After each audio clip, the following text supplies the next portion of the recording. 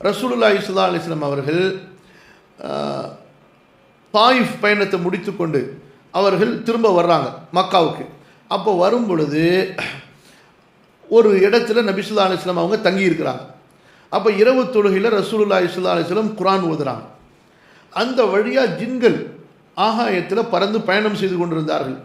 ரசூலுல்லாஹுடைய குர்ஆனுடைய சப்தம் கேட்ட உடனே அந்த ஜின்கள் எல்லாம் அப்படியே சுற்றி நின்று கொண்டு ரசூலுல்லாஹுடைய குர்ஆனை ஃபுல்லாக கேட்குறாங்க.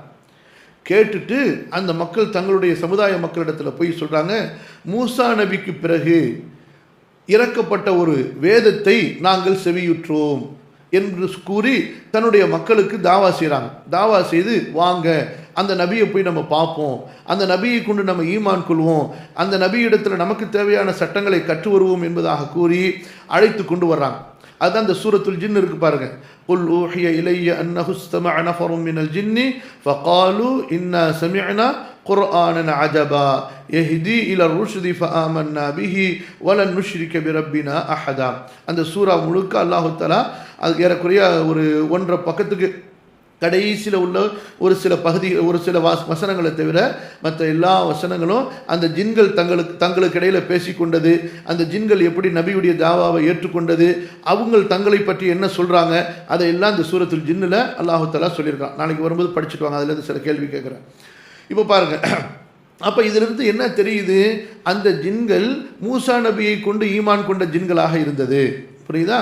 அப்போ எந்த நபி மக்களுக்கு அனுப்பப்பட்டாங்களோ அந்த நபி தான் ஜின்களுக்கும் மனிதர்களுக்கு நபியாக எந்த நபி மனிதர்களுக்கு நபியாக அனுப்பப்பட்டாங்களோ அவங்க தான் ஜின்களுக்கு நபியாக இருந்தார்கள் என்பதை அந்த வசனத்திலிருந்து தெரிந்து கொள்கிறோம். அதே போல் நம்முடைய நபி ரசூலுல்லாஹி ஸல்லல்லாஹு அலைஹி வஸல்லம் இருக்காங்கல்ல, அவர்களுக்கும் அந்த ஜின்கள் வந்து பேசின அந்த ஜின்கள் நபியிடத்திலிருந்து ஷரியத்தை ஏற்றுக்கொண்டன, நபியை கொண்டு ஈமான் கொண்டன. அதிலிருந்து நம்ம என்ன விளக்கத்தை விளங்கிக் கொள்கிறோம், எந்த நபி மனிதர்களுக்கு அனுப்பப்படுறாங்களோ அவங்க தான் ஜின்களுக்கு நபியாக இருந்தார்கள் என்பதை நம்ம விளங்கிக் கொள்கிறோம்.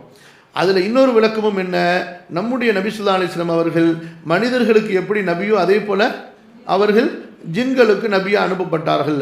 ஆகவே தான் சூரத்து ரஹ்மான் நீங்கள் ஓதுவீங்க.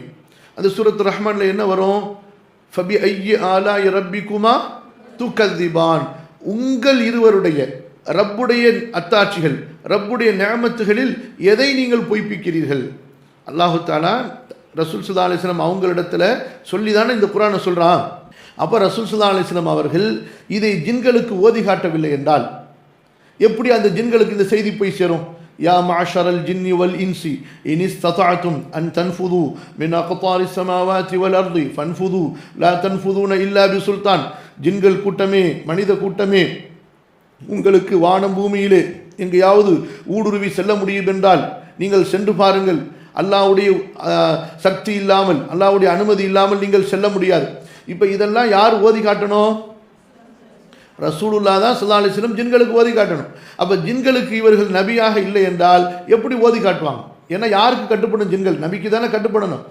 அப்போ தன்னுடைய அதாவது நபியிடத்திலிருந்து தான் அல்லாஹ்வுடைய செய்தியை அவங்க அடைய முடியும். அப்போ ரசூல் ஸல்லல்லாஹு அலைஹி வஸல்லம் அவர்கள் நமக்கும் நபியாக இருந்தார்கள், அதே போல் ஜின்களுக்கு நபியாக இருந்தார்கள்.